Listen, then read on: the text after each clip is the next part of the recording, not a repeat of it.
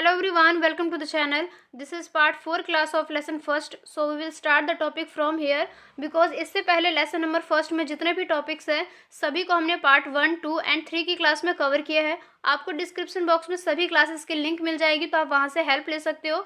So in this class first of all we will discuss subsystem of a business organization. Last class में means part 3 की class में हमने business organisation के system के बारे में डिस्कस किया था और सब सिस्टम के बारे में भी. तो यहाँ पर हम मेनली क्या डिस्कस करेंगे, सब सिस्टम के बारे में और डीपली डिस्कस करेंगे. तो यहाँ पर आपको एक डायग्राम दिखाई दे रहा है बिजनेस सिस्टम के बारे में. तो यहाँ पर देखो इंडस्ट्री, कॉमर्स, बिजनेस फर्म, इनके बारे में तो हमने लास्ट क्लास में कवर किया था सब कुछ कि क्या है इंडस्ट्री, क्या है कॉमर्स, क्या है. यहाँ पर हम बात करेंगे बिजनेस सिस्टम के बारे में. तो यहाँ पर कुछ वर्क किए जाते हैं बिजनेस फर्म के अंडर, जैसे कि प्रोडक्शन, फाइनेंस, पर्सनल, मार्केटिंग, और ये कहलाता है फर्म सब सिस्टम. इसके बारे में और डीपली डिस्कस करेंगे. यहाँ पर सबसे पहले जैसे हमने कहा कि प्रोडक्शन सिस्टम, तो ये क्या है, ये जो सिस्टम है ये डील करते हैं. डील का मतलब है बेसिकली इनका जो काम है वो किससे रिलेट करता है, with planning, organizing and developing production facilities, achieving production goals. So production system के अंदर किस तरीके से वर्क किया जाता है, जो कि प्लानिंग से रिलेट करते हैं, योजना से रिलेटेड होते हैं. ऑर्गेनाइजिंग के अंदर प्लानिंग किस तरीके से बनाएंगे. जो यहाँ पर डेवलपिंग का काम है मीन्स जो यहाँ पे विकास का काम है. विकास किसका मतलब कि जब प्रोडक्शन का काम किया जाता है तो उस दौरान कौन कौन से फैसिलिटीज़ प्रोवाइड की जाएंगी जिससे विकास होगा प्रोडक्शन का, मतलब कि प्रोडक्शन जो है वो काफ़ी बेहतर तरीके से, बेटर तरीके से किया जाएगा. इसके लिए काफ़ी सारे प्लानिंग किए जाते हैं और यही कहलाता है प्रोडक्शन सिस्टम, जहाँ पर इससे हम अचीव करते हैं अपने प्रोडक्शन के गोल्स को. मीन्स प्रोडक्शन को लेकर हमने जो भी गोल्स को बना रखे हैं, जो भी ऑब्जेक्टिव हमने बना रखा है, जो भी हमने प्लानिंग बना रखा है, उनको यहाँ पर अचीव किया जाता है प्रोडक्शन सिस्टम के through. Next is finance system. It deal with crucial decisions like related to investment, expenditure, management of cash flow, etc. ये क्या बता रहे हैं, जो फाइनेंस है उनका जो सिस्टम है ये किस तरीके से वर्क करता है. मेनली यहाँ पर डीलिंग का काम जो है कुछ क्रूशियल डिसीजन, क्रूशियल का मतलब होता है इम्पोर्टेंट या फिर महत्वपूर्ण. तो यहाँ पर कुछ महत्वपूर्ण, काफ़ी ज़्यादा जरूरी डिसीजन लिए जाते हैं जो कि रिलेट करते हैं, मतलब कि जो कि संबंधित होते हैं इन्वेस्टमेंट से, एक्सपेंडिचर मतलब कि जो भी बिजनेस के अंदर जो खर्चे किए जाएंगे उससे, और मैनेजमेंट ऑफ कैश फ्लो से. कैश फ्लो क्या होता है, कैश फ्लो के अंदर दो चीज़ें आते हैं, एक आता है कैश इनफ्लो, एक आता है आउटफ्लो. इनफ्लो का मतलब क्या होता है कि एक टाइम पीरियड के दौरान बिजनेस के अंदर कितना अमाउंट अलग अलग सोर्सेज से रिसीव हुआ है, कितना रुपए जो है बिजनेस के अंदर आया है. आउटफ्लो इसका उल्टा हो जाता है, जिसमें हम ये देखते हैं कि एक टाइम पीरियड के दौरान बिजनेस से बाहर कितना अमाउंट गया, मतलब कि बिजनेस का जो रुपए है, जो अमाउंट है, जो उसकी राशि है, ये जो भी उनके पास में कैपिटल है वो बिजनेस से बाहर कितना गया है. टोटली यहाँ पर अमाउंट को देखा जाता है कि बिजनेस के बाहर कितना गया है और बिजनेस के अंदर कितना आया है. That is called cash flow. तो यहाँ पर इनफ्लो और आउटफ्लो दोनों पे ही मैनेजमेंट का काम किया जाता है, प्रबंधन का काम किया जाता है. हमारा जो इनफ्लो है वो आउटफ्लो से ज़्यादा होना चाहिए, तभी हमें ज़्यादा प्रॉफिट होगा. अगर हमारा आउटफ्लो ज़्यादा है, इनफ्लो कम है, तो वो एक तरीके से लॉस की तरफ जाता है. तो यहाँ पर मैनेजमेंट का काम किया जाता है, प्रबंधन का काम किया जाता है, ताकि लॉस को हम यहाँ पर कम से कम कर सके और प्रॉफिट को ज़्यादा से ज़्यादा कर सके. तो यहाँ पर क्या है, फाइनेंस सिस्टम के अंदर इस तरीके से डिसीजन को लिए जाते हैं. और इसके साथ ये प्रोवाइड करते हैं कुछ स्पोर्ट्स को, मतलब कि जो भी फाइनेंस से रिलेटेड होते हैं, जो भी रिसोर्सेज रहते हैं, जो कि एक तरीके से राशि प्राप्त करने का जो एक सोर्सेज रहते हैं, उन सभी को प्रोवाइड करते हैं, सपोर्ट करते हैं, हेल्प करते हैं एक तरीके से. ये सारे जो है सब सिस्टम है उन सभी को. तो फाइनेंस बेसिकली किससे रिलेट करते हैं, जो कि एक तरीके से राशि, अमाउंट से रिलेट करते हैं, जहाँ पर हम डिसीजन भी लेते हैं और मैनेजमेंट का काम भी किया जाता है. Next is marketing system. It helps in taking decision related to product, price, promotion and physical distribution. ये कह रहे हैं यहाँ पर कि जो मार्केटिंग सिस्टम है उनका जो वर्क है या उनकी जो डीलिंग का काम है वो कुछ ऐसे डिसीजन से है जो कि रिलेट करते हैं हमारे प्रोडक्ट, मतलब कि हमारे जो भी सामान, जो भी मैन्युफैक्चरिंग का काम हम जिस भी सामान का करते हैं दैट इज कॉल्ड प्रोडक्ट. तो यहाँ पर बिजनेस के द्वारा जिस भी सामान का प्रोडक्शन का काम किया जा रहा है उस प्रोडक्ट से रिलेट करते हैं. कीमत से, प्रमोशन का मतलब हम किस किस तरीके से लोगों को बताएं कि हमारे सामान ये है, ये प्राइस है, ये क्वालिटी है, मतलब कि लोगों को बताएं किस तरीके से, लोगों तक इन्फॉर्मेशन को किस तरीके से प्रोवाइड करें. और फिजिकल डिस्ट्रीब्यूशन मतलब कि भौतिक रूप से कस्टमर तक सामान को किस तरीके से पहुंचाएंगे, ये कहलाता है फिजिकल डिस्ट्रीब्यूशन. तो मार्केटिंग सिस्टम के अंदर इस तरीके से मतलब कि ये जितने भी वर्ड्स यहाँ पे मैंने आपको एक्सप्लेन किया है इन सभी से रिलेट करते हैं. Personal system. It involves manpower planning, training, staffing, motivation, performance evaluation and other functions related to human resource of an organization. यहाँ पर हम बात करेंगे मेनली मैन पावर से, जिसे हम कंपनी के एम्प्लॉयज़, वर्कर भी कह सकते हैं। इन तीनों का मतलब सेम ही होता है, मैन पावर कह लो, वर्कर कह लो या एम्प्लॉयज़ कह लो।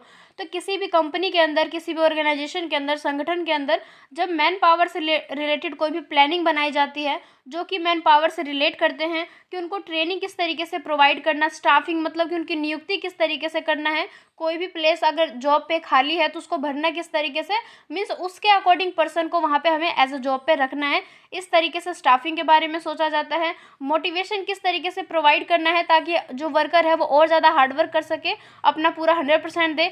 जो भी उनका परफॉर्मेंस है, मतलब कि वो काम को किस तरीके से करें, उनका अवेल्युएशन मीन्स उनका मूल्यांकन करना टाइम टू टाइम। एंड काफ़ी सारे फंक्शंस रहते हैं जो कि रिलेट करते हैं ह्यूमन रिसोर्सेज से। So now we can say that this is related to the employees. Now next is research and development system.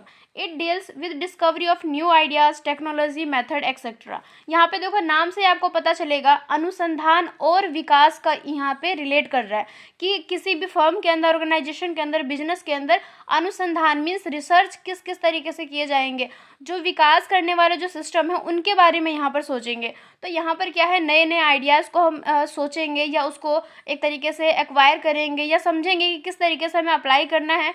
नई नई जो तकनीक आ रहे मार्केट में उनके मेथड किस तरीके से, इन सारे को देखेंगे और अपने कंपनी के अंदर या अपने किसी भी ऑर्गेनाइजेशन के अंदर उसको लेकर आना है, मतलब उसको अपनाना है। क्योंकि ये सारे जो है किसी भी ऑर्गेनाइजेशन के ग्रोथ के लिए काफ़ी ज़्यादा ज़रूरी है, क्योंकि ये जो है इनके ग्रोथ के लिए ज़रूरी चीज़ है। यहाँ पे लिखा गया for growth of the organization के ग्रोथ के लिए सारे एलिमेंट जो है काफ़ी ज़्यादा ज़रूरी है। तो यहाँ पर अनुसंधान और विकास पे ज़्यादा फोकस किया जाता है।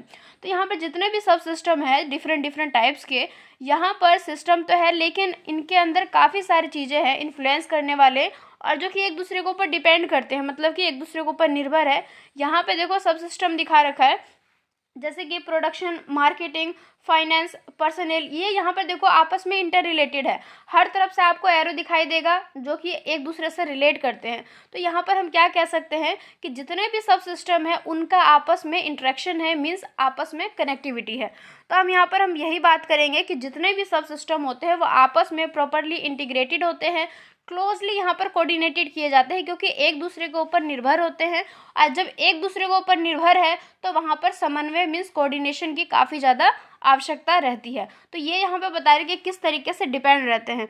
यहाँ पर एक एग्जाम्पल दे रखा है कि किस तरीके से सभी डिपार्टमेंट जो है एक दूसरे के ऊपर डिपेंड करते हैं। ये जस्ट एक एग्जाम्पल है, कोई टॉपिक नहीं है। ये समझाने के लिए यहाँ पर एग्जाम्पल दे रखा है कि किस तरीके से सभी डिपार्टमेंट्स ना चाहते हुए भी, मतलब एक डिपार्टमेंट अलग से बना दिया जाता है जो कि मेनली किसी एक पॉइंट से रिलेट करता है, बट फिर भी जितने भी डिपार्टमेंट्स बनाए जाते हैं बिजनेस के अंदर वो सारे जो है आपस में कनेक्टेड होके रहते हैं। तभी जाके बिजनेस के जो भी ऑर्गेनाइजेशन के अंदर जो भी उनके गोल्स है या जो भी उनके ऑब्जेक्टिव्स हैं उनको वहाँ पर अचीव किया जाता है। तो यहाँ पर दे रखा है एक एग्जाम्पल, इसको आप रीड कर लेना जस्ट। देन उसके बाद में नेक्स्ट है, और ये काफ़ी ज़्यादा मोस्ट इंपॉर्टेंट है, बिजनेस एंड इन्वायरमेंट इंटरफेस। कि बिजनेस के अंदर जो वातावरण पाए जाते हैं उनके बारे में यहाँ पे डिस्कस करेंगे।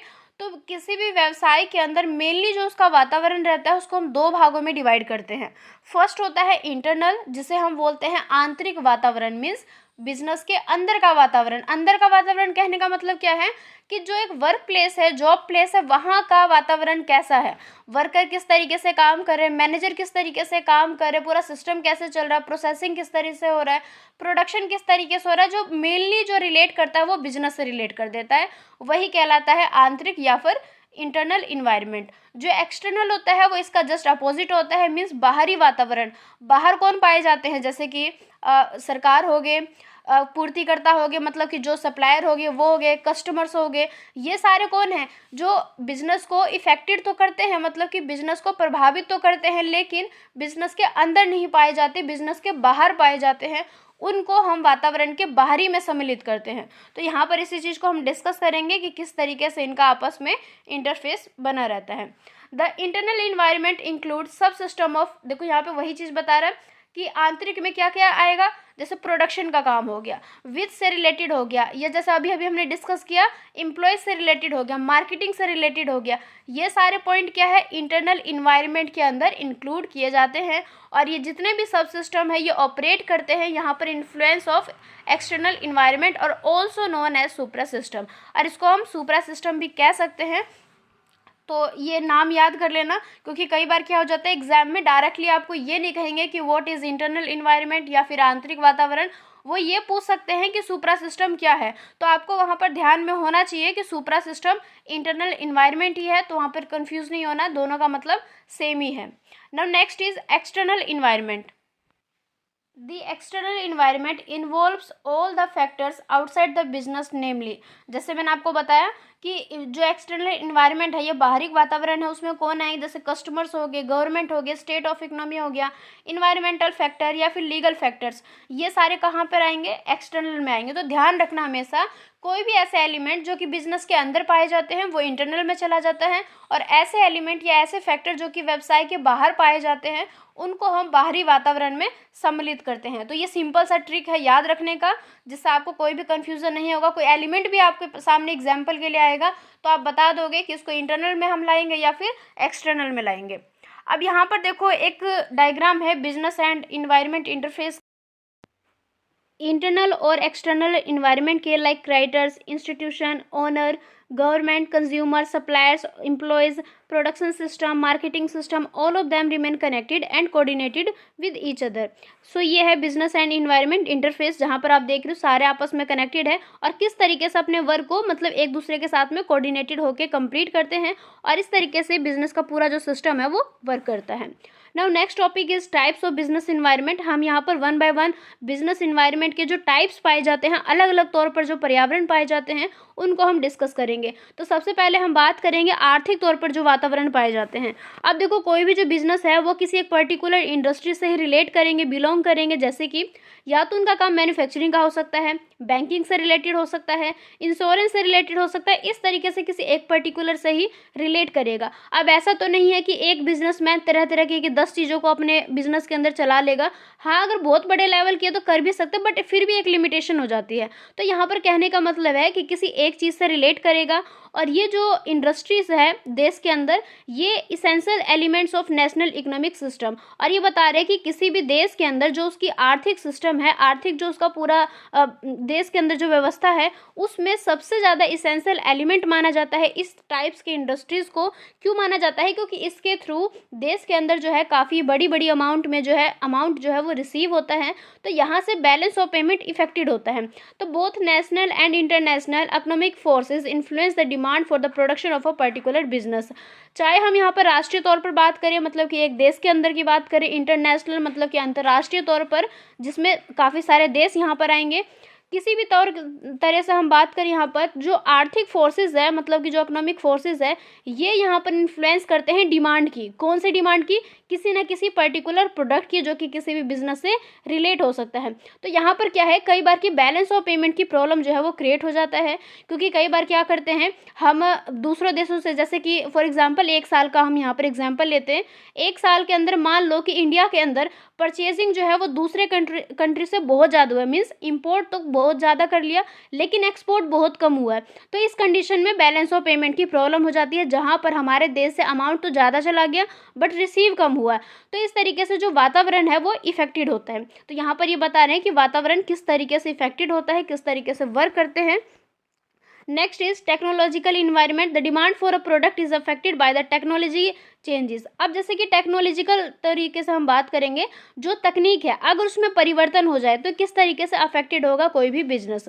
अब देखो किसी प्रोडक्ट के लिए जब डिमांड होता है तो उसके साथ साथ ही जो टेक्नोलॉजिकल चीज़ें हैं वो भी यहाँ पर चेंज होती रहती है। जैसे कि मान लो कोई एक बिजनेस है जो अपने किसी भी सामान को एक पुराने तरीके से बना रहे हैं, अब उसकी डिमांड काफ़ी ज़्यादा बढ़ गई है। अब एकदम से पुराने तरीके से बनाना पॉसिबल नहीं है। हो सकता है कि उनके जो कॉम्पिटिटर है वो किसी नई मशीन का यूज़ करे जिसके थ्रू उनका जो प्रोडक्शन है वो काफ़ी ज़्यादा हाई लेवल पे हो रहा है, तो उनका सामान का वहाँ पे सेलिंग जो है वो ज़्यादा से ज़्यादा होगा। तो ये क्या है, ये एक टेक्नोलॉजिकल इन्वायरमेंट है जहाँ पर कोई जो एक कॉम्पिटिटर है वो बहुत आगे बढ़ रहा है, दूसरा नहीं बढ़ पा रहा है। तो यहाँ पर जो आपस में जितने भी कॉम्पिटिटर होते हैं वो ये देखते हैं कि कौन कौन से टेक्नोलॉजिकल चीज़ों को हमें अपनाना है, अपने बिजनेस के अंदर उसको लेके आना है, यूज़ करना है। तो ये पूरा हो जाता है टेक्नोलॉजिकल इन्वायरमेंट। अब business must be quick to respond this technological development. अब ये बता रहे हैं कि कोई भी जो बिजनेस है उनको काफ़ी ज़्यादा एक्टिव होना चाहिए इन चीज़ों में, ताकि वो जल्दी से रिस्पॉन्स कर सके, जल्दी से रिस्पॉन्ड हो सके जो भी टेक्नोलॉजिकल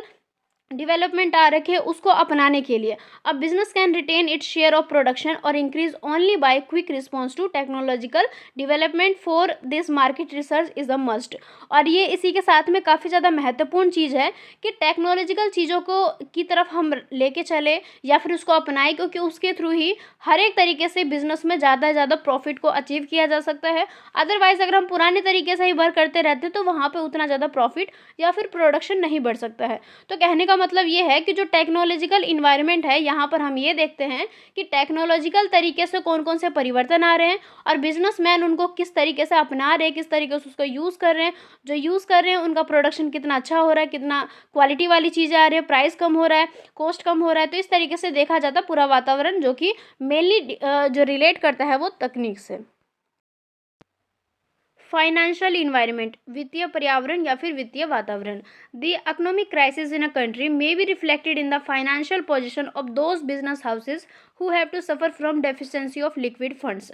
यहाँ पर ये बता रहे हैं कि देखो जो वित्तीय तौर पर जो वातावरण है, ये जिसे हम वित्तीय पर्यावरण वातावरण कहते हैं, वो वर्क किस तरीके से करता है और कोई भी जो बिजनेस है वो किस तरीके से रिलेट करते हैं फाइनेंशियल इन्वायरमेंट से।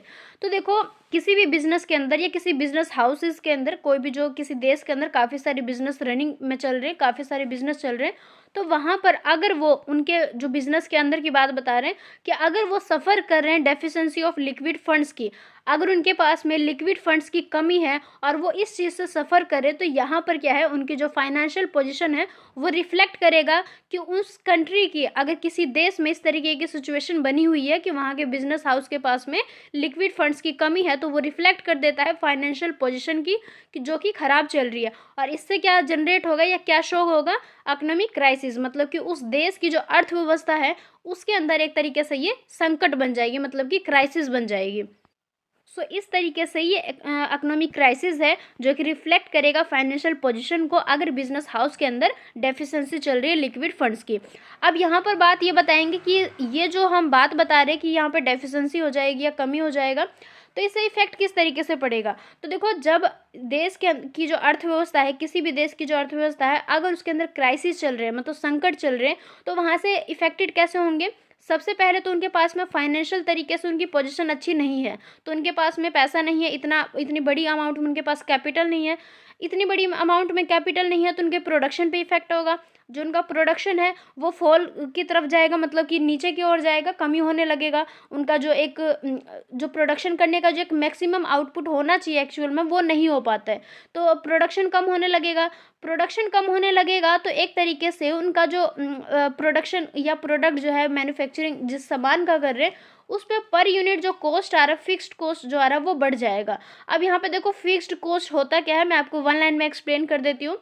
फिक्स्ड कॉस्ट ऐसे कॉस्ट होते हैं जो कि बिजनेस के अंदर चाहे प्रोडक्शन हो या ना हो, वो जो कॉस्ट है वो बिजनेसमैन को हमेशा पे करना ही पड़ता है, मतलब कि वो कॉस्ट उसको सहन करना पड़ेगा, उसको ना सहन करने का कोई ऑप्शन नहीं है। फॉर एग्जांपल के लिए रेंट, अगर कोई बिजनेस अपने बिजनेस का या फिर जो उसका फैक्ट्री एरिया है, अगर उसने उसको रेंट पे ले रखा है, उस एरिया में, मतलब कि जहाँ पर उसका फैक्ट्री है या जहाँ पर उसका बिजनेस है, वो वहाँ पे प्रोडक्शन कम करे या प्रोडक्शन बहुत ही ज़्यादा करे, उसको रेंट को तो पे करना ही पड़ेगा, चाहे वो लॉस में ही जाए चाहे वो प्रॉफिट में जाए, उसको रेंट को पे करना पड़ेगा। तो वो क्या है, एक फिक्स्ड कॉस्ट है। इस तरीके से बिजनेस के अंदर काफ़ी सारे कॉस्ट होते हैं जो कि फिक्स्ड कॉस्ट के अंदर आते हैं, जो पे करना ही पड़ता है। अब देखो इस तरीके से हम यहाँ पे अपने पॉइंट पे आते हैं जो हम डिस्कस कर रहे हैं। तो प्रोडक्शन कम होगा तो पर यूनिट पे जो फिक्स्ड कॉस्ट है वो इंक्रीज हो जाएगा। जब फिक्स्ड कॉस्ट बढ़ने लगेगा तो एक तरीके से उनका जो प्रॉफिट का जो मार्जिन है वो कम होने लगेगा, क्योंकि पर यूनिट जितना होना चाहिए, मिलना चाहिए, अचीव होना चाहिए, वो यहाँ पर गेन नहीं कर पा रहे हैं। तो यहाँ पर क्या हो जाएगा, एक तरीके से जो उनकी पोजीशन है फाइनेंशियल तरीके से वो और भी ज़्यादा खराब होती चली जाएगी। Even where a business can obtain some short term finance in the form of loans, business के अंदर जो शॉर्ट टर्म फाइनेंस की जो नीड है उसको कहीं ना कहीं ऑब्टेन किया जा सकता है लोन्स के थ्रू। लेकिन यहाँ पर भी एक प्रॉब्लम है, the interest rate is quite high, कि जो इंटरेस्ट रेट है, जो लोन पे जो ब्याज लगाया जाता है वो काफ़ी ज़्यादा हाई होता है। तो यहाँ पर क्या प्रॉब्लम क्रिएट हो जाता है, फाइनेंशियल ओवरहेड बर्डन, तो ये इंक्रीज हो जाता है। तो कहीं ना कहीं ये भी एक प्रॉब्लम ही बन जाता है कि जो लोन है वो लिया जाए या ना लिया जाए। तो ये पूरा बता रहे थे, इसमें जितना भी हमने एक्सप्लेन किया ये सभी बता रहा था कि किस तरीके से जो फाइनेंशियल इन्वायरमेंट है वो किस तरीके से प्रभावित करते हैं बिजनेस से, बिजनेस किस तरीके से इफेक्टेड होते हैं और किस तरीके से अपने आप को वर्किंग रखते हैं इन सभी प्रॉब्लम के होते हुए भी। तो जो बिजनेसमैन है या फिर मैनेजर है, जो भी ओनर है बिजनेस के, उन सभी को इन इन्वायरमेंट को फेस करना होता है, मतलब कि इन सभी को देखकर इन सभी के अनुसार ही चलना होता है और अपने सारे डिसीजन जो है इनके अकॉर्डिंग ही लिया जाता है। Now next is sociological environment. The present day employees can not be effectively controlled in an autocratic fashion. जो प्रेजेंट डे की बता रहे कि आधुनिक समय में क्या हो रहा है, आज के टाइम में जो एम्प्लॉयज़ हैं वो इफेक्टिवली तरीके से कंट्रोलिंग में नहीं रहते, मतलब कि उनको इफेक्टिव तरीके से कंट्रोल नहीं किया जा सकता है क्योंकि यहाँ पर जो है ऑटोक्रेटिक फैशन चला हुआ है। They want to participate in the management process. वो आज के टाइम में क्या चाहते हैं कि जो मैनेजमेंट का जो काम है उसमें हम पार्टिसिपेट करें। कौन पार्टिसिपेट करें? एम्प्लॉयज़। दे का मतलब यहाँ पर एम्प्लॉयज़ को प्रेजेंट कर रहे हैं कि जो एम्प्लॉयज़ है वो चाहते हैं कि हम मैनेजमेंट के काम में अपना रोल रखें, मतलब कि मैनेजमेंट से हमारा जो है लिंक वो बना रहे, हम सिर्फ एक वर्कर की तरह लोअर लेवल पे काम ही ना करें बस। This calls for democratic approach in management. तो ये क्या है, एक तरीके से जो एक लोकतांत्रिक अप्रोच जो है वो कहीं ना कहीं मैनेजमेंट के अंदर हो जाता है और इस मैनेजमेंट की वजह से जो ट्रेडिशनल अप्रोच बना हुआ है बिजनेस की तरफ उसको कहीं ना कहीं चेंज करने की नीड यहाँ पर हो जाता है। तो ये पूरा है सोशियोलॉजिकल इन्वायरमेंट के बारे में।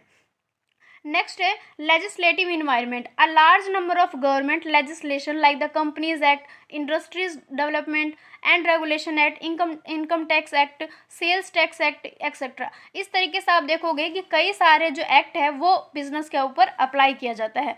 तो यहाँ पर क्या है, लेजिस्लेटिव इन्वायरमेंट के अंदर ये देखा जाता है कि कोई भी जो बिजनेसमैन है या बिजनेस है वो इन सभी एक्ट के थ्रू अपने काम को कर रहे हैं या नहीं कर रहे हैं, मतलब कि इन सभी एक्ट के अंडर वो अपने काम को कंप्लीट करते हैं या नहीं करते हैं। अगर इन सभी एक्ट के अगेंस्ट हो जाए, मतलब कि इनके खिलाफ हो जाए, या जिस तरीके से एक्ट में एक्सप्लेन किया गया है कामों को अगर उनके अनुसार बिजनेस नहीं करते हैं तो कहीं ना कहीं उनको प्रॉब्लम को देखना पड़ता है या प्रॉब्लम को एक तरीके से फेस करना होता है। तो ये सारे जो एक्टिविटीज़ है या ये सारे जो एक्ट है वो बिजनेस को अफेक्ट करते हैं। तो इन सभी वातावरण का बिजनेसमैन को ध्यान में रखना होता है। बिजनेसमैन का मतलब यहाँ पर ये है कि कोई भी पर्सन जो बिजनेस को संभाल रहा है, वहाँ पे पार्टनरशिप भी हो सकता है, एक सिंगल पर्सन भी ओनर हो सकता है, मैनेजर के द्वारा भी किया जा सकता है। आप इसको समझना कि बिजनेस के बारे में हम बात कर रहे हैं तो जो उसका मेन मालिक है, मतलब जो ओनर है, उनको हम यहाँ पर एक तरीके से बता रहे हैं कि उनको इन सभी को देखकर चलना होता है। तो काफ़ी सारी इन्वायरमेंट है। ये था हमारा legislative environment. Nature of interface between business and environment. First is exchange of information, means सूचना का आदान प्रदान। कोई भी जो ऑर्गेनाइजेशन है, संगठन है, वो यहाँ पर सूचना को सप्लाई करते हैं अपने बिजनेस की ओर, जो सूचना रिलेट करते हैं production, import, export, innovation, future plans etcetera to the environment. Environment से रिलेटेड ये सारे जो पॉइंट है, जैसे कि मैंने आपको रीड करके बताया, इन सभी से रिलेटेड जो भी सूचनाएं होती हैं उन सभी का प्रवाह जो है संगठन के अंदर किया जाता है। सूचना का प्रवाह से मतलब ये है कि काफ़ी सारे सूचनाओं को यहाँ पे प्रोवाइड किया जाता है, सप्लाई किया जाता है, जिसके बेस पे काफ़ी सारे डिसीजन लिए जाते हैं और बिजनेस के अंदर काम को कंप्लीट किया जाता है। Second is exchange of resources, संसाधन का आदान प्रदान। कोई भी जो ऑर्गेनाइजेशन है एक तरीके से ओपन सिस्टम है। ओपन सिस्टम का मतलब ये है कि इन्वायरमेंट से काफ़ी सारे इनपुट को लिया जाता है। इनपुट का मतलब यहाँ पर बेसिकली मतलब है रॉ मटेरियल से, कि किसी फाइनल प्रोडक्ट को बनाने के लिए जिन सामानों की, जिन संसाधन की आवश्यकता रहती है उसे हम एक तरीके से इनपुट कह सकते हैं। तो कोई भी जो संगठन है वो क्या करते हैं कि इन्वायरमेंट से, मतलब कि वातावरण से, आसपास के वातावरण से काफ़ी सारे इनपुट्स को लेते हैं और देन उसके बदले में सप्लाई करते हैं आउटपुट को। तो यहाँ पर आउटपुट का मतलब क्या है, एक तरीके से फाइनल प्रोडक्ट जो वो पूरी तरीके से तैयार करके मार्केट में पहुँचा देते हैं बिल्कुल सेल करने के लिए। तो वो क्या है, आउटपुट है। यहाँ पर फ्री ऑफ कॉस्ट में तो कुछ भी नहीं होता। इनपुट के में भी जो है जो संगठन है उनको उसके बदले में पेमेंट करना होता है, और जब आउटपुट को प्रोवाइड करते हैं मार्केट में तो वहाँ से उनको अमाउंट रिसीव होता है। तो फ्री ऑफ कॉस्ट नहीं होता है, बट फिर भी जो कहने का मतलब ये है कि इन्वायरमेंट से इनपुट को लेते हैं और उसके बदले में टर्न करते हैं, मतलब कि सप्लाई करते हैं आउटपुट को। और ये जो इनपुट है वो हेल्प करते हैं प्रोडक्शन में, जैसे मैंने अभी आपको बताया कि रॉ मटेरियल, कोई भी ऐसा सामान जो कि फाइनल प्रोडक्ट को बनाने में हेल्प करते हैं, जो ज़रूरत वाले सामान है उन्हीं को कहा जाता है। तो ये हेल्प करते हैं प्रोडक्शन में और सप्लाई ऑफ गुड्स, मतलब कि गुड्स के सप्लाई करने में और प्रोडक्शन में उनकी हेल्प करते हैं, that is input. Beside the needs of customer the management has to meet the demand of the other groups. और इसी के साथ में भी किसी बिजनेस के अंदर जैसे कि कस्टमर के तो काफ़ी सारी ज़रूरत रहती है, नीड्स रहते हैं, इनके अलावा भी काफ़ी सारे डिमांड्स होते हैं जो कि किसी मैनेजमेंट के द्वारा, किसी संगठन के द्वारा, बिजनेसमैन के द्वारा उसे फुलफिल करना होता है, जैसे कि शेयर होल्डर हो गए, investors, workers, suppliers, government etcetera. इन सभी के डिमांड को भी जो बिजनेस के द्वारा ही पूरा किया जाता है कि उनकी क्या डिमांड है और किस तरीके से प्रोवाइड करना है। लाइक शेयर होल्डर को किस तरीके से अमाउंट पे करेंगे, इन्वेस्टर जिन्होंने अपने अमाउंट को इन्वेस्ट किया उनको प्रॉफिट कैसे दे, उनके अमाउंट को कैसे हम वापस करें, वर्कर्स को किस तरीके से प्रॉपर सैलरी दे, एक अच्छा वातावरण दे, सप्लायर्स को उनके सामान के लिए एक सही रेट दे, सरकार के सामने मतलब कि जो भी टैक्सेस भरने होते हैं या जो भी इन्फॉर्मेशन प्रोवाइड करना होता है उनको टाइम से करे। तो ये काफ़ी सारी डिमांड वाली चीज़ें होती हैं जो कि ऑर्गेनाइजेशन के द्वारा प्रोवाइड करना होता है। Now next is exchange of influence and power. जो बाहरी वातावरण होते हैं, जो एक्सटर्नल इन्वायरमेंट होते हैं, वो एक तरीके से बिजनेस ऑर्गेनाइजेशन के ऊपर, मतलब कि व्यावसायिक जो संगठन है उसके ऊपर एक तरीके से उनका पावर रहता है, मतलब कि कंट्रोलिंग का काम थोड़ा बहुत एक्सटर्नल इन्वायरमेंट का हो जाता है। यहाँ पर वो कंट्रोलिंग तो करते हैं, पावर तो रखते हैं, लेकिन इसके साथ साथ ही वो बिजनेस को काफ़ी सारी चीज़ें देते हैं, लाइक अपॉर्चुनिटीज़, रिवॉर्ड्स, इंसेंटिव्स, ये भी प्रोवाइड करते हैं। तो यहाँ पर जितने भी जैसे सप्लायर्स हो गए, share holder, partner, investors etcetera, ये सारे क्या करते हैं, इन सब चीज़ों को इन्फ्लुएंस किया जाता है, जिसके बेस पर डिसीजन लिया जाता है किसी भी ऑर्गेनाइजेशन के द्वारा, संगठन के द्वारा। तो यहाँ पर ये कंप्लीट हो गया। नेक्स्ट हम बात करेंगे स्ट्रैटेजीज़ के बारे में कि कौन कौन से ऐसे स्ट्रैटेजीज़ है जो बिजनेस की इन्वायरमेंट के साथ में डील करने में हेल्प करते हैं। तो फर्स्ट है adapting and anticipating. Managers can occasionally foresee change in the external environment and make the necessary adjustment। जो कंपनी के जो मैनेजर्स के रूप में काम करते हैं, मतलब कि एज ए मैनेजर वो जॉब करते हैं किसी भी संगठन के अंदर, तो वो एक तरीके से क्या करते हैं कि जो बाहरी वातावरण, जो एक्सटर्नल इन्वायरमेंट है, वहाँ पर होने वाले चेंजेस को देखते हैं। फोर्सी का मतलब होता है देखना, अनुमान लगाना। तो यहाँ पर मैनेजर्स क्या करते हैं, बाहरी वातावरण का अनुमान लगाते हैं और उसके अकॉर्डिंग उनको जो सही लगता है, मेक द नेसेसरी एडजस्टमेंट, और उसको लेकर उनको जो भी सही लगता है एक आवश्यक एडजस्टमेंट करते हैं संगठन के अंदर। तो ये क्या है, एक तरीका है इन्वायरमेंट से डील करने का। नेक्स्ट इज लेवलिंग और स्मूथिंग। आप देखोगे कि कई बार क्या हो जाता है कि किसी भी कंपनी के सामान को लेके, मतलब कि कोई भी जैसा प्रोडक्ट है उसकी जो डिमांड है काफ़ी ज़्यादा लो चल रहा है, मतलब कि उसकी डिमांड बहुत कम हो रहा है मार्केट में। तो उस टाइम पे क्या किया जाता है, जो कोई भी जो संगठन है वो वहाँ पे प्राइस डिस्काउंट देना स्टार्ट कर देते हैं कस्टमर्स को, क्योंकि अगर कस्टमर्स को प्राइस डिस्काउंट दिया जाए तो वो एक तरीके से उनको अट्रैक्ट करते हैं, रुझान ज़्यादा आता है। तो कस्टमर क्या सोचेंगे कि इस प्रोडक्ट पर ज़्यादा से ज़्यादा डिस्काउंट मिल रहा है तो हम क्यों ना इसी सामान को खरीदना चाहे। तो ये एक तरीके से स्ट्रैटेजीज़ है किसी भी संगठन के द्वारा अपनाया जाता है। जब उनको लगता है कि हमारे प्रोडक्ट का जो डिमांड है, जो मांग है वो कम है, तो उस टाइम पे उनको डिस्काउंट दिया जाता है, और डिस्काउंट ना भी दिया जाए तो कुछ फ्री में सामान प्रोवाइड किया जाता है, मतलब कुछ ना कुछ नया तरीका लाया जाता है। और जैसे ही उनको लगता है कि किसी न किसी तरीके से भी एक ऐसा टाइम आ गया जहाँ पर बिजिएस्ट टाइम है या फिर डिमांड जो है काफ़ी ज़्यादा है, तो उस टाइम पे प्राइस को काफ़ी ज़्यादा हायर कर दिया जाता है। तो ये एक तरीका है कि कोई भी बिजनेसमैन या कोई भी कंपनी वातावरण को देखते हुए, मतलब कि इन्वायरमेंट को देखते हुए किस तरीके से डील करते हैं। उन्हें ये देखना पड़ता है कि कब हम अपने प्राइस को ज़्यादा रख सकते हैं और किस टाइम पर हमें अपने प्राइस को कम रख कर ही चलना पड़ेगा। तो ये पूरा तरीका होता है मैनेजमेंट के द्वारा, इन सभी चीज़ों को देखा जाता है। इसी हिसाब से देखोगे आप, अगर कई बार आप नोटिस करोगे तो कि किसी एक सामान को अगर हम खरीदते हैं तो कुछ टाइम ऐसा आता है जब उस पर हमें लगता है कि इसका प्राइस जो है वो कम हो गया, और फिर एक ऐसा भी टाइम आता है जब हमें लगता है कि इसका प्राइस तो बढ़ गया। तो वो क्या होता है, ये पूरा मार्केट स्ट्रेटजीज होती है जहां पर कंपनी इस तरीके से करते हैं। राशनिंग, इसके अंदर क्या किया जाता है, इसका जो रिजल्ट ये है कि यहाँ पर सबसे पहले जो कोई भी मैनेजमेंट है या मैनेजमेंट के अंदर जो भी मैनेजर एज अ काम करते हैं, उनका ये काम होता है कि वो यहाँ पे जो प्रायोरिटीज़ है उसको लेकर चलते हैं। जैसे कि जो भी ऐसे लिमिटेड रिसोर्सेज है, लिमिटेड रिसोर्सेज का मतलब क्या है कि सीमित संसाधन है जो कि एक लिमिट में है, उसको हम ज़्यादा से ज़्यादा यूज़ नहीं कर सकते, मतलब कि अनलिमिटेड तरीके से यूज़ नहीं कर सकते। लाइक कैपिटल, मटेरियल, ये सब क्या है, एक तरीके से लिमिटेड हो जाता है। अब कैपिटल जो है ऐसा तो नहीं है ना कि कितना भी यूज़ कर लिया जाए वो कभी खत्म ही नहीं होगा, क्योंकि एक सीमित मात्रा में ही कैपिटल होगा बिजनेस के अंदर।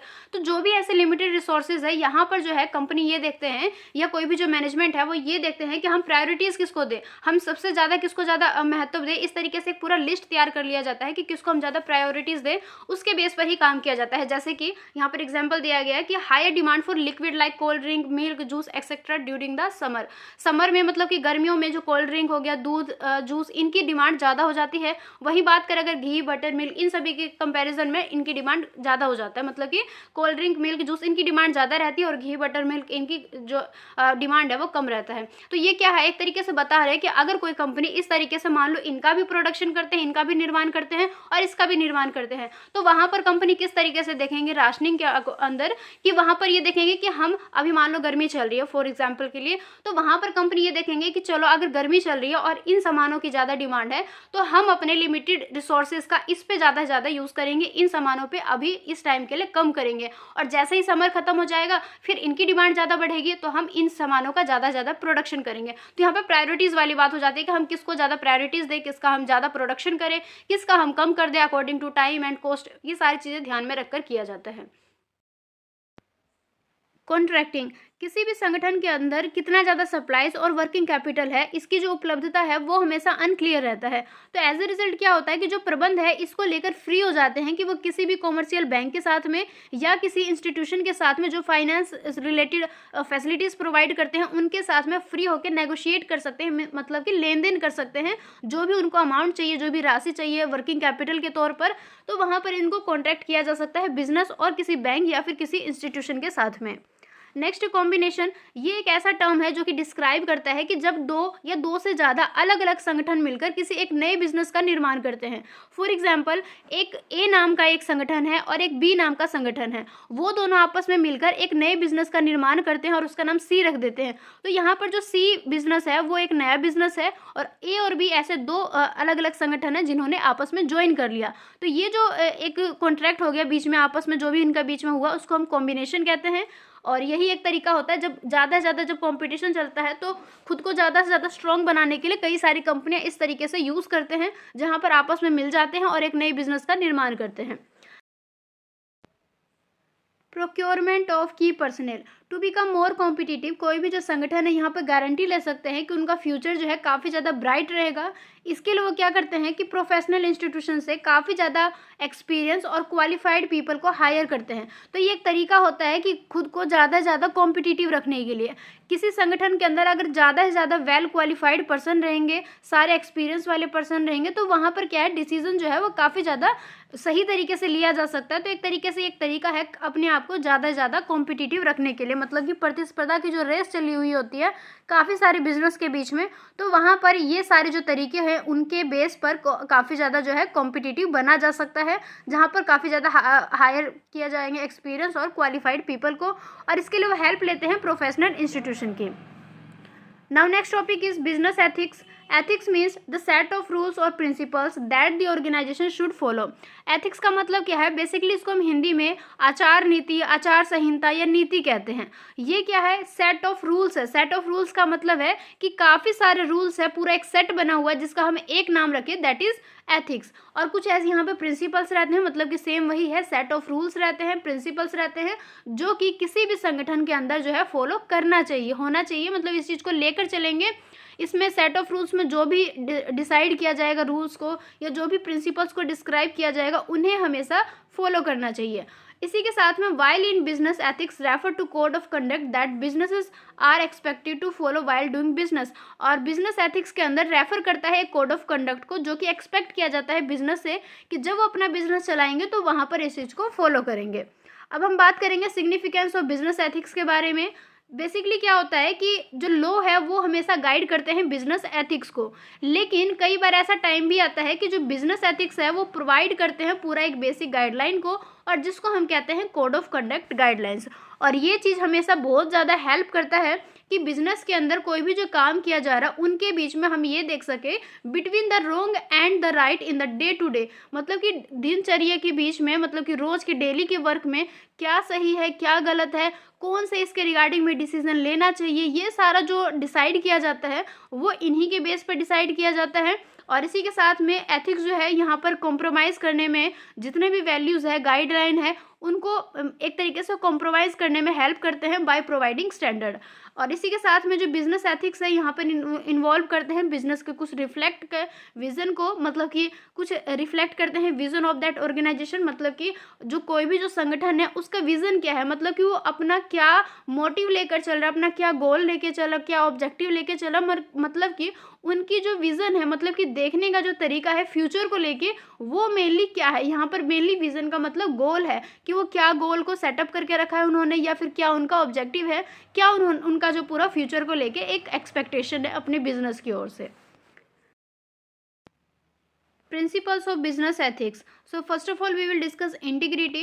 Whenever there is great pressure to do right instead of maximum profit, this principle is tested. कई बार क्या होता है कि कंपनी में जो मेन उनका जो प्रेशर है, दबाव है, वो इस बात को लेकर हो जाता है कि उन्हें हमेशा अपने कंपनी के अंदर, मैनेजमेंट के अंदर हमेशा सही चीज़ों को करना है, किसी भी तरीके से गलत तरीके का यूज़ नहीं करना। क्योंकि कई बार आप न्यूज़ में देखोगे या कई बार आपको एग्जाम्पल के लिए काफ़ी सारी कंपनी मिलेंगे जो कि अपने कंपनी के अंदर ज़्यादा से ज़्यादा प्रॉफिट को अचीव करने के लिए, ज़्यादा से ज़्यादा प्रॉफिट को कमाने के लिए वो गलत तरीके का यूज़ करते हैं। तो वो तो एक बात हो गया। तो यहाँ पर क्या है कि कई बार कंपनी के अंदर ये दबाव हो जाता है कि उन्हें काम को प्रॉपर तरीके से करना है, राइट तरीके से करना है, कोई भी गलत चीज़ों का यूज़ नहीं करना है। इस ऑब्जेक्टिव को लेकर क्यों ना उनको मैक्सिमम प्रॉफिट ना हो, इस चीज़ पर ध्यान नहीं दिया जाता है। मतलब कि मेन जो उनका पॉइंट है, मेन जो उनका ऑब्जेक्टिव है वो ये है कि काम को सही तरीके से करना ही, भले ही इसमें उनको प्रॉफिट कम से कम हो।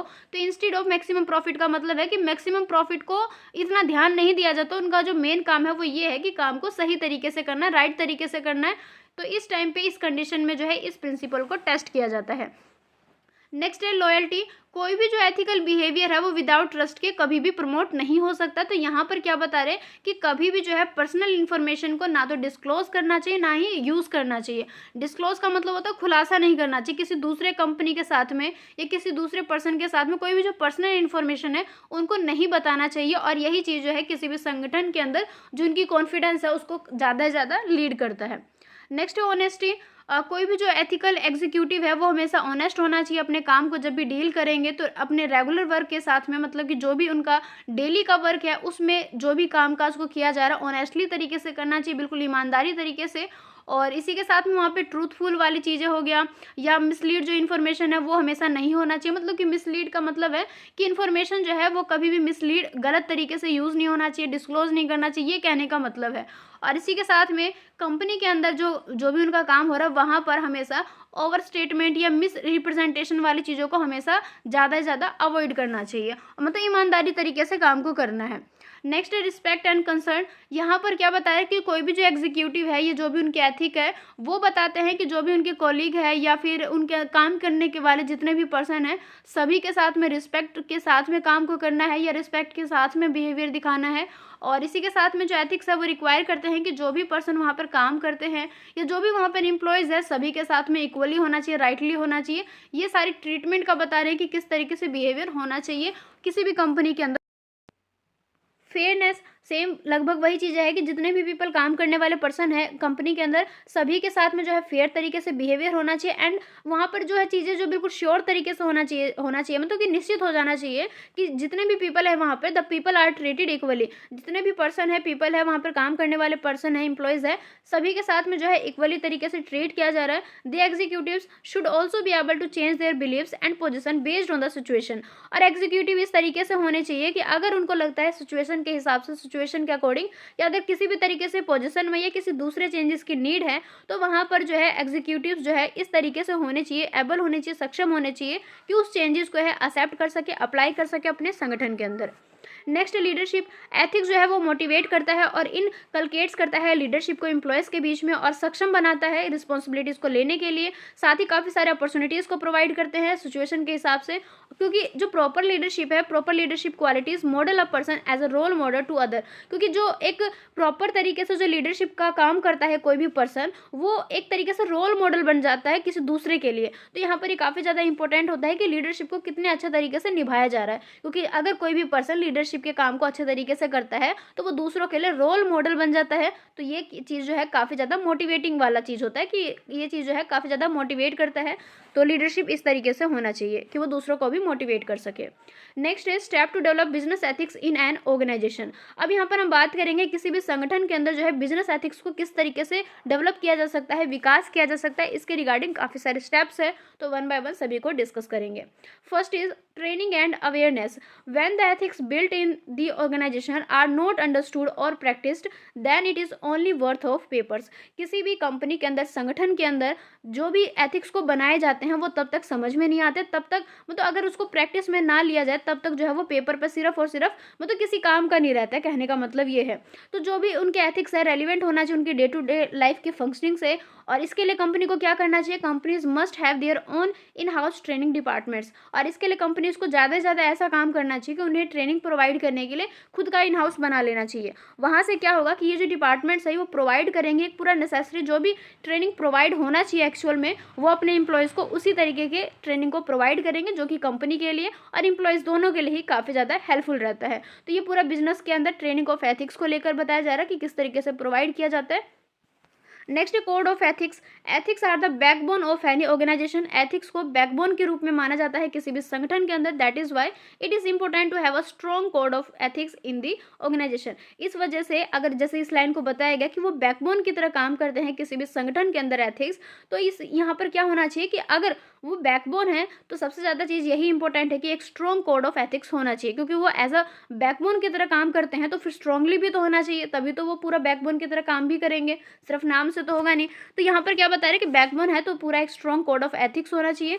और इसी के साथ में जो कंपनी एक्ट 2013 है उन्होंने इस चीज़ को मैंडेटरी कर दिया है, बिल्कुल जो है लागू कर दिया है कि किसी भी तरीके से जो है कंपनी के अंदर कंपलसरी कर दिया है कि वो एक एथिक्स रखेंगे, खुद के रखेंगे कोड ऑफ कंडक्ट। इसका मतलब ये है कि एक रिटर्न में, राइटिंग में पूरा होना चाहिए एक कोड ऑफ कंडक्ट जिसको सभी एम्प्लॉयज़ जो है फॉलो करेंगे और ये चीज़ उनके कंपनी के अंदर काफ़ी ज़्यादा हेल्प प्रोवाइड करेगा। सो कंपनी एक्ट 2013 के तहत इस चीज़ को मैंडेटरी कर दिया है कि सभी कंपनी जो है अपना अपना एक कोड ऑफ कंडक्ट रखो जिसको सभी एम्प्लॉयज़ जो है वो उसको फॉलो करेंगे। Next and last topic is reporting mechanism. जो विसल ब्लोवर एक पॉलिसी है उसके तहत ये बताया गया है कि जो वर्क प्लेस है, मतलब कि जॉब वाला प्लेस है, वहाँ पर क्या हो जाता है कि कई बार जो है काम सही तरीके से नहीं किया जाता, मतलब गलत तरीका से काम किया जाता है। तो यहाँ पर क्या है, एक विसल ब्लोवर नाम से एक पॉलिसी है जो कि ये कहता है कि जो उनके वर्क प्लेस है वहाँ पर जो एम्प्लॉयज़ है उनको इस तरीके से प्रोत्साहित करना चाहिए कि अगर उनके वर्क प्लेस पे किसी भी तरीके से कोई भी मिसकंडक्ट हो रहा, मतलब कि काम जो है वो मिसकंडक्ट का कहने का मतलब ये है कि गलत तरीके से हो रहा है या जो एक सही तरीका होना चाहिए उसका यूज़ नहीं किया जाए, किसी भी तरीके से काम गलत है, तो वहाँ पर क्या है कि एक तरीके से एम्प्लॉयज़ को प्रोत्साहित किया जाता है कि वो ना डरे, मतलब कि उनको किसी चीज़ का डर नहीं होना चाहिए, उनको कोई भी खतरा हो, इस चीज़ को बिना डरे हुए वो इसके रिगार्डिंग जो है रिपोर्ट कर सके। तो रिपोर्टिंग सिस्टम रहना चाहिए यहाँ पर। विसल ब्लोवर एक पॉलिसी है जिसके तहत इस चीज़ को बताया जाता है कि अगर उनके वर्क प्लेस पे कोई भी मिसकंडक्ट काम हो रहा है तो बिना डरे वो वहाँ पर रिपोर्ट कर सके। A strong reporting system raise sense of loyalty in employees. और जो स्ट्रॉन्ग रिपोर्टिंग सिस्टम रहेगा, स्ट्रॉन्ग रिपोर्टिंग सिस्टम कहने का मतलब है कि जहाँ पर एम्प्लॉयज़ को पता रहेगा कि अगर हम यहाँ पर रिपोर्ट करते हैं तो इससे हमें पर्सनली कोई भी खतरा नहीं होगा, ना हमें जॉब से हटाया जाएगा, ना हमें पर्सनली कोई भी खतरा होगा। अगर ये चीज़ सभी एम्प्लॉयज़ के मन में रहेगा तो वहाँ पर क्या है, अगर कोई भी मिसकंडक्ट किया जा रहा है काम को लेकर, तो वहाँ पर सभी एम्प्लॉयज़ जो है इसके रिगार्डिंग में रिपोर्ट कर सकते हैं, क्योंकि उन्हें पता रहेगा कि अगर हम रिपोर्ट करेंगे तो इससे हमें कोई भी खतरा नहीं होगा। तो ये पूरा टॉपिक था और इसके बाद में नेक्स्ट है, फिर बस थोड़े से पॉइंट रह गए, फिर ये लास्ट टॉपिक है। नेक्स्ट है एथिकल काउंसलर। सो जिस तरीके से एम्प्लॉयज़ को एथिक्स को यूज़ करने या फिर एथिकल तरीके से वर्क करने के लिए ट्रेनिंग प्रोवाइड की जाती है, तो सेम इसी तरीके से जो एथिक्स है उसको सही तरीके से लागू होने के लिए, एनफोर्स होने के लिए, और अगर कोई भी इशू हो जाता है इससे रिलेटेड, मतलब कि एथिक्स से रिलेटेड अगर कोई भी इशू हो जाता है तो उसको सॉल्व करने के लिए भी एक पर्सन होना चाहिए, सुपरवाइजर होना चाहिए जो कि इससे रिलेटेड काम करेगा कि अगर एथिक्स को लेकर कोई भी अगर गलत तरीके से हो गया है या एथिक को सही तरीके से यूज़ ना किया गया हो, एथिक को सही तरीके से डिस्क्राइब नहीं किया गया है, तो इससे रिगार्डिंग मतलब कि एथिक्स से रिलेटेड अगर कोई भी इशू आती है तो वहाँ पर उसको सॉल्व किया जा सके। और इसी के साथ में और ये पूरा होना चाहिए कि जब भी अगर इससे रिलेटेड कोई भी डिसीजन लिया जाता है, रिक्वायर है, तो इस चीज़ को वहाँ पर लिया जा सके। एथिकल जो है पूरा एक प्रॉपर तरीके से होना चाहिए, पूरा लॉ पॉलिसी को फॉलो करे, इस तरीके से होना चाहिए। He should be aware of the ethical law and policies and concept that should be able to take the decision require. और वो पर्सन जो है ऐसा होना चाहिए जिससे एथिकल तरीके से सभी लॉ हो गया, पॉलिसी हो गया, कॉन्सेप्ट के बारे में नॉलेज होना चाहिए, मतलब कि उन्हें इस चीज़ों के बारे में पता होना चाहिए, अवेयर होना चाहिए इन सारी चीज़ों से, जिससे क्या होगा, should be able to take the decision require. तो उससे क्या होगा कि अगर किसी भी तरीके से किसी भी डिसीजन की रिक्वायरमेंट है, नीड है, तो वहाँ पर उनके द्वारा, उस पर्सन के द्वारा लिया जा सकता है। तो इस तरीके से पूरा एक काउंसलर भी होना चाहिए। और इसी के साथ में ये जो पूरा जो लेसन है वो पूरा का पूरा यहाँ पर लास्ट हो गया, खत्म हो गया। इसी के साथ में ये पूरा लेसन नंबर फर्स्ट को कंप्लीट करने में 4 पार्ट हो चुके हैं क्लासेस के। तो अगर आपको लेसन नंबर फर्स्ट को कम्प्लीटली समझना है तो आपको पार्ट 1 से लेके पार्ट 4 तक की क्लासेस को देखना पड़ेगा। सभी क्लासेस की लिंक आपको डिस्क्रिप्शन बॉक्स में मिलेगी, वहाँ से आप 1 बाय 1 सभी लिंक पर जाकर सभी क्लासेस को देख सकते हो। This is part 4 class of lesson first. इससे पहले 3 क्लास हो चुके हैं, तो आप उसको भी जाके देख लेना अगर आपने नहीं देखा। इसी के साथ में ये आपको क्लास कैसी लगी ज़रूर से बताना। आपको टीचिंग जो एक तरीका है वो कैसा लगता है वो भी ज़रूर से बताना। किसी भी तरीके से कोई भी अगर आपको लगता है कि किसी भी तरीके से कोई भी सजेशन एक होना चाहिए आपकी तरफ से, तो आप भी उसे ज़रूर से शेयर करना। और इसी के साथ में अगर वीडियो पसंद आए तो लाइक एंड शेयर जरूर से कर देना, शेयर जरूर से कर देना। और फर्स्ट टाइम चैनल पर आए तो सब्सक्राइब भी जरूर से कर लेना। तो इस वीडियो में बस इतना ही। Thank you so much, thanks for watching.